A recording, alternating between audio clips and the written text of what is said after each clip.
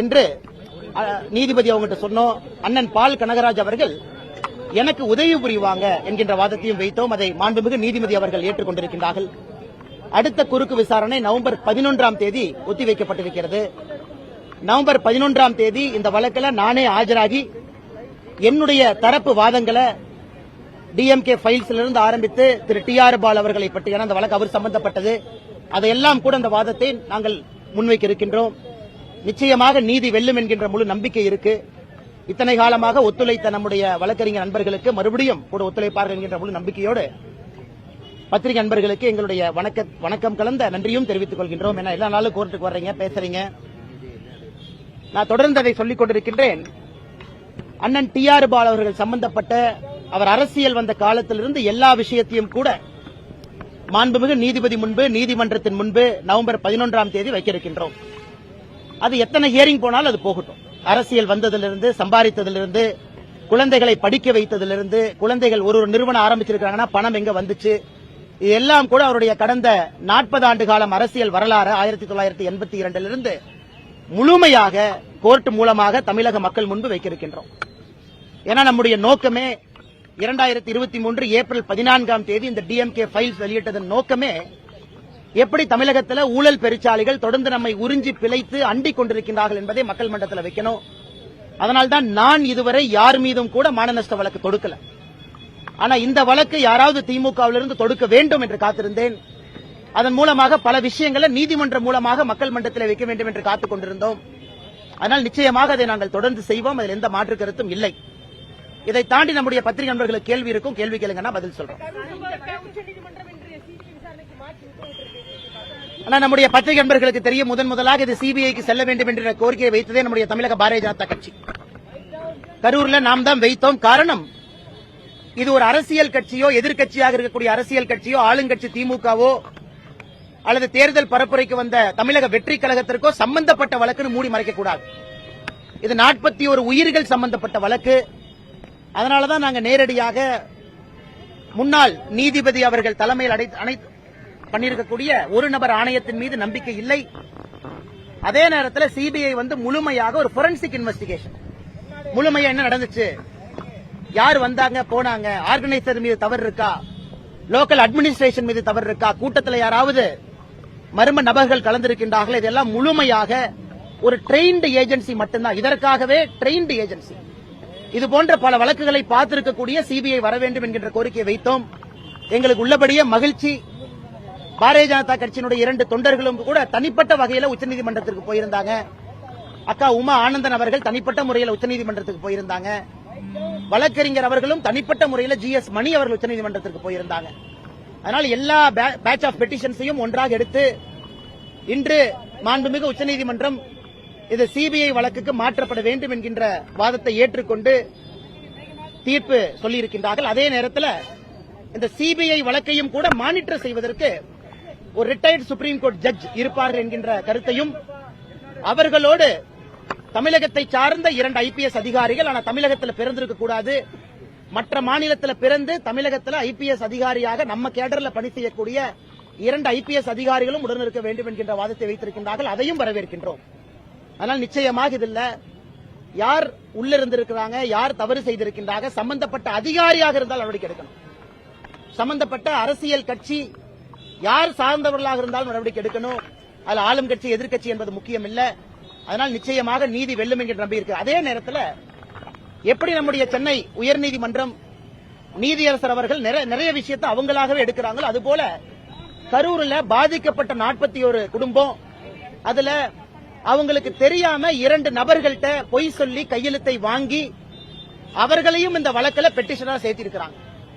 இன்னைக்கு அந்த சம்பந்தப்பட்ட 2 நபர்களும் கூட எங்களுடைய கையெழுத்தை பொய் சொல்லி வாங்கியிருக்கின்றார்கள் என்கின்ற வாதத்தை உச்சநீதிமன்றத்தினுடைய நீதியரசர் முன் வைத்திருக்கின்றார்கள். அதனால் சென்னை உயர்நீதிமன்றம் தாமாக முன்வந்து அந்த 2 நபர்கள்ட்ட யார் பொய் சொல்லி அவங்க கையெழுத்தை வாங்கினது, யார் அவர்களை தவறாக வழிநடத்தியது, ஏன்னா இதெல்லாம் ரொம்ப தப்பு. நீதிமன்றத்திற்கு எதிராக தவறான ஒரு முன்னுதாரணத்தை கையாண்டிருக்கின்றார்கள். அதையும் கூட சென்னை உயர்நீதிமன்றத்தினுடைய நீதியரசர்கள் தாமாக முன்வந்து விசாரிக்க வேண்டும், அதிலே சம்பந்தப்பட்டவர்கள் மீது நடவடிக்கை எடுக்க வேண்டும் என்கின்ற கோரிக்கையும் நம்முடைய மாண்புமிகு நீதியரசர்கள் முன்பு நாங்கள் வைக்கின்றோம்.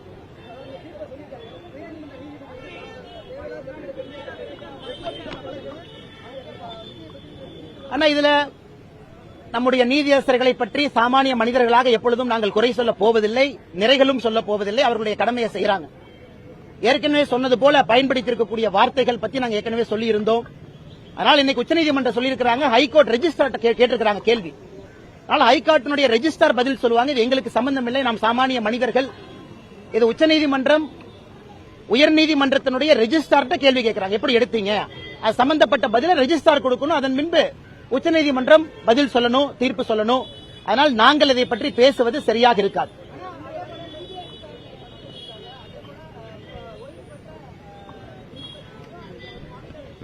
ஆனா அதைத்தாங்க நான் சொன்னேன், அதையும் வரவேற்கின்றோம். ஏன்னா இன்னைக்கு எல்லா தரப்பு கட்சிகளும் வைத்திருக்கக்கூடிய வாதங்களும் இந்த தீர்ப்புல வந்திருக்கு. தமிழக வெற்றி கழகத்தினுடைய வாதம், ஒரு சிட்டிங் சுப்ரீம் கோர்ட் ஜட்ஜ் அவங்க வரணும். தமிழக வெற்றி கழகத்தினுடைய வாதம். தமிழகத்திற்கு வந்த தேசிய ஜனநாயக கூட்டணியுடைய 8 எம்பிக்கள் அவர்களுடைய வாதம், சிட்டிங் சுப்ரீம் கோர்ட் ஜட்ஜ் இதை மானிட்டர் பண்ணணும். தமிழக பாரதிய ஜனதா கட்சியினுடைய வாதம், சென்ட்ரல் பியூரோ ஆஃப் இன்வெஸ்டிகேஷன் இந்த வழக்கு எடுத்து நடத்தணும். ஆனால் இன்று வந்திருக்கக்கூடிய தீர்ப்பு என்பது யாரெல்லாம் பெட்டிஷன் ஃபைல் பண்ணிருக்கிறாங்களோ எல்லோரையும் சமாதானப்படுத்தும் விதமாக, அதே நேரத்தில் பேலன்ஸ் ஆஃப் ஜஸ்டிஸ், அந்த நீதி தராசு தட்டு சமமாக இருப்பதற்காக உச்சநீதிமன்றம் முயற்சி எடுத்திருக்கிறாங்க. சிபிஐ விசாரணை செய்யும். அதற்கு மேல ஒரு மாண்புமிகு உச்சநீதிமன்ற நீதியரசர், முன்னாள் நீதியரசர் இருப்பாங்க. அவர்களோடு தமிழகத்தில் பிறக்காத ஆனா தமிழகத்தில் பணி செய்யக்கூடிய டிஎன் கேடர் 2 IPS அதிகாரிகள் இருப்பார்கள் என்கின்ற பல விஷயத்தை சொல்லியிருக்கிறாங்க. இது அனைத்தும் கூட பாராட்டுக்குரியது, வரவேற்புக்குரியது. அதனால் நிச்சயமாக சம்பந்தப்பட்ட நபர்கள் தண்டிக்கப்பட வேண்டும், நீதி வெல்ல வேண்டும். அண்ணா, இப்ப சீமானன் அவர்கள் சிபிஐ விசாரிப்பது மாநில தன்னாட்சிக்கு எதிராக இருக்கு. இப்ப சீமானன் ஏன் பதட்டப்படுறாருன்னு தெரியல. நம்முடைய மாண்புமிகு தமிழகத்தினுடைய முதலமைச்சர் ஐயா ஸ்டாலின் அவர்கள் எத்தனை முறை சிபிஐ வழக்கு கேட்டிருக்காரு, நான் பட்டியல் போடுற கேளுங்கண்ணா. குட்கா வழக்கு சிபிஐ கேட்டார், அப்ப எதிர்க்கட்சி தலைவராக இருந்த ஐயா ஸ்டாலின் அவர்கள். தூத்துக்குடி துப்பாக்கி சூட்டு சிபிஐ வழக்கு கேட்டாங்க, அன்னைக்கு எதிர்க்கட்சி தலைவராக இருந்த ஸ்டாலின் ஐயா. மௌலிவாக்கத்தில் ஒரு பில்டிங் இடிஞ்சு கீழே விழுந்த பொழுது அப்போதும் சிபிஐ விசாரணை வேண்டும் என்று எதிர்க்கட்சி தலைவராக இருந்த ஐயா ஸ்டாலின் அவங்க கேட்டாங்க. ஹைவே டெண்டர்ல ஒரு ஊழல் நடந்திருப்பதாக எதிர்க்கட்சி தலைவராக இருந்த ஐயா ஸ்டாலின் அவர்கள் சிபிஐ விசாரணை கேட்டாங்க. இதெல்லாம் எதிர்க்கட்சி தலைவராக இருந்த பொழுது சிபிஐ விசாரணை வேண்டும் வேண்டும் வேண்டும் என்று தமிழகத்தில் ஐயா ஸ்டாலின் அவர்கள் கூறியது. அப்ப அண்ணன் சீமான் அவர்கள் ஏன் கருத்து சொல்லல? அப்ப தன்னாட்சிக்கு எதிராக இல்லையா? அதனால் நான் சீமான் அவர்களை எப்பொழுதுமே நான் சொல்லியிருக்கின்றேன், அரசியல் தலைவராக மதிக்கின்றேன். இந்த விஷயத்தை பொறுத்தவரை தமிழகத்தில் எஸ்ஐடி ஒரு பக்கம், முன்னாள் நீதியரசர் தலைமையில ஒரு நபர் ஆணையம் ஒரு பக்கம் இருக்கும் பொழுது மக்கள் நிறைய கேள்விகள் கேட்கிறாங்க. ஏன்னா சம்பந்தப்பட்ட டிவிக்கே கேள்விகள் கேட்கிறாங்க. பாரதிய ஜனதா கட்சியினுடைய 2 நபர்கள் தனிப்பட்ட முறையில் உச்சநீதிமன்றத்துக்கு அவங்களும் போயிருக்கிறாங்க. தமிழ்நாடு அரசும் தன்னுடைய வாதத்தை வைத்திருக்கின்றார்கள். எல்லாவற்றையும் சேர்த்து இன்னைக்கு CBI monitored by a retired Supreme Court judge, assisted by 2 IPS officers not born in Tamil Nadu but belonging to Tamil Nadu cadre. இதை விட சிறப்பாக உச்சநீதிமன்றம் எப்படி சொல்லி இருக்க முடியும்? அதனால் நிச்சயமாக சம்பந்தப்பட்ட நபர்கள் வரணும். எதிர்க்கட்சியாக இருக்கும் பொழுது திமுக சிபிஐ வேண்டும் என்று சொன்னவர்கள் ஆளும் கட்சியாக இருக்கும்போது ஏன் வேண்டாங்கிறாங்க? இதே 2023 ஆகஸ்ட் மாசத்துல தான், ஜூலை ஆகஸ்ட்ல தான் சிபிஐக்கு கொடுத்திருக்கக்கூடிய அதிகாரத்தை வித்ட்ரா பண்ணாங்க. ஏன் வித்ட்ரா பண்ணாங்க? இதற்கு முன்பு கலைஞர் கருணாநிதி அவர்கள் இருக்கும்போது அதிகாரத்தை வித்ட்ரா பண்ணலையே. அப்பெல்லாம் ஜெனரல் கன்சென்ட் இருந்துச்சுல்ல. இவங்க 2023 தானே ஜெனரல் கன்சென்ட் வித்ட்ரா பண்ணாங்க. அதன் பிறகு இதே முதலமைச்சர் அவர்கள் Ajith Kumar murder case CBI கொடுக்கலையா? கொடுத்தார். ஏன்? யாரோ 2 போலீஸ்காரங்க தானே மாற்றாங்க, நமக்கு என்னன்னு கொடுத்தார். இதே முதலமைச்சர் அவர்கள் சிபிஐக்கு ஜெனரல் கன்சென்ட் வித்ட்ரா பண்ண பிறகு அஜித் குமாரனுடைய வழக்க சிபிஐ கொடுத்தாங்க. இப்ப இதுக்கு மாத்தி பேசுறாங்க. அப்ப அஜித் குமாருக்கு ஒரு நியாயம், கரூர்ல இருக்கக்கூடிய 41 குடும்பத்திற்கு ஒரு நியாயமா? எங்களை பொறுத்தவரை அஜித் குமார் சகோதரருக்கும் நியாயம் கிடைக்கணும், கரூர்ல பாதிக்கப்பட்ட 41 குடும்பத்துக்கும் நியாயம் கிடைக்கணும். அப்ப ஒருவருக்கு சிபிஐ, மற்றொருக்கு சிபிஐ இல்லைன்னா என்னங்க நியாயம்? அதனால் இதை அரசியல் செய்வது நாங்களா, தமிழகத்தினுடைய முதலமைச்சர் ஐயா ஸ்டாலின் அவர்களா? இதை பத்திரிகை மன்றம் மூலமாக மக்கள்கிட்ட வைக்கிறோம். மக்களுக்கு தெரியும் சிபிஐ வைத்து அரசியல் செய்வது திராவிட முன்னேற்ற கழகம், தமிழகத்தினுடைய முதலமைச்சர் ஐயா ஸ்டாலின் அவர்கள். ஒரு பக்கம் சிபிஐ வழக்கு கடைசி கேள்வி எடுத்துக்கோங்க. கரூர் சென்று அவங்களை பாக்குறதுக்கு இது வரைக்கும் முழுமையா அனுமதி வரல. அப்படி அனுமதி கேட்டு நாங்க இருக்கக்கூடிய மண்டபமோ ஹோட்டலையோ புக் பண்ணா காலையில பர்மிஷன் கொடுக்குறவங்க மாலையில கால் பண்ணி இல்ல கேன்சல் சொல்லிடுறாங்க. தாவேகா தரப்புல வந்து தொடர் குற்றச்சாட்டு முன் வைக்கிறாங்க. அண்ணா நீங்க ஒரு விஷயம், அண்ணா ஒரு விஷயத்தை புரிஞ்சுக்கங்க. தமிழக கரூர்ல வருகின்ற இந்த மாதம் அக்டோபர் 17ஆம் தேதி தமிழக வெற்றி கழகம் சார்பாக அதனுடைய தலைவர் திரு விஜய் அவர்கள் கரூர் வருகின்றார்கள் என்று நிறைய திருமண மண்டபத்திற்கு அங்கே அனுமதி கடிதம் கொடுத்திருக்கின்றார். நம்முடைய கட்சியை சார்ந்த திருமண மண்டபத்தும் கொடுத்திருக்காங்க. அந்த நபர் போன் பண்ணி கேட்டார், அண்ணே கொடுக்கலாமா வேண்டாமா? நாங்க சொன்ன, அண்ணே இங்க பாருங்க, இது கட்சிக்கு இதுக்கும் சம்பந்தம் இல்லை. நீங்க தனியா திருமண மண்டபம் நடத்துறீங்க, அத வாடகைக்கு கொடுக்குறீங்க, யார் வந்து கேட்கறாங்களோ கொடுங்க. அதான் பாரதிய ஜனதா கட்சியை பொறுத்தவரை நிலைப்பாடு. அதனால் விஜய் அவர்களை பொறுத்தவரை யார வேணாலும் தனிப்பட்ட முறையில் அந்த கட்சி திருமண மண்டபத்தை கேட்கலாம், அங்க போலாம், மக்களை சந்திக்கலாம். இதுல காவல்துறை எங்க இருக்கு எனக்கு தெரியலங்கண்ணா. காவல்துறை எங்க வந்துச்சுன்னு எனக்கு புரியல. எதற்காக அவங்க அனுமதி கேட்கறாங்கன்னு எனக்கு தெரியல. விஜய் அவர்கள் போகும்போது காவல்துறை கூட்டம் கூடும் ஆன்டிசிபேட் பண்ணா செக்யூரிட்டி கொடுப்பது காவல்துறையினுடைய கடமை. விஜய் அவர்கள் போவது அவருடைய உரிமை. இதுல எனக்கு ரெண்டுமே புரியல. எதற்காக அனுமதி கேட்கறாங்கன்னு எனக்கு புரியல. காவல்துறை அவர்கள் எதற்காக இன்னைக்கு கொடுக்கறோம் நாளை கொடுக்கறாங்கன்னு சொல்றாங்கன்னு தெரியல. அதனால் நேரடியாக கரூர் சென்று பார்க்க வேண்டும் என்று நினைத்தால் பார்க்கட்டும். இதுல நாங்க எப்படி கருத்து சொல்றதுங்கண்ணா?